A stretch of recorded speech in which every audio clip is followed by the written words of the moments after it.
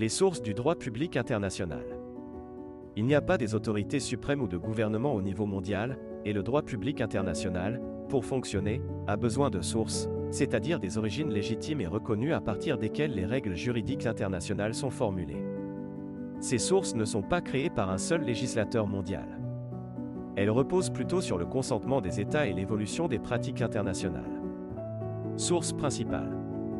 L'article 38 du statut de la Cour internationale de justice est la référence principale pour identifier les sources du droit international.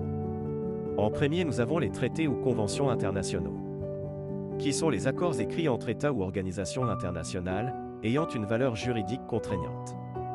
Par exemple, la Charte des Nations Unies, Convention de Genève, Accord de Paris sur le climat.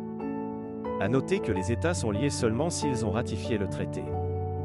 Et puis, il y a la coutume internationale, qui est l'ensemble des pratiques générales qui sont acceptées par les États comme étant le droit. Elle comporte deux éléments sont nécessaires. Pratique constante des États. Opinio juris, la conviction que cette pratique est obligatoire légalement. Exemple est l'immunité diplomatique. En troisième place, nous avons les principes généraux du droit. Sont des principes communs aux grands systèmes juridiques nationaux, reconnus comme applicables aussi au niveau international. Les exemples sont le principe de bonne foi, égalité des parties, responsabilité.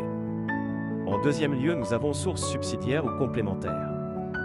Nous avons la jurisprudence internationale, qui sont des décisions rendues par les juridictions internationales. Elle n'est pas une source principale, mais elle influence fortement l'interprétation du droit. PQR exemple, arrêt de la Cour internationale de justice sur le Kosovo, la Palestine, etc. Une deuxième source auxiliaire est la doctrine, qui se caractérise par les opinions et analyses des auteurs spécialisés en droit international.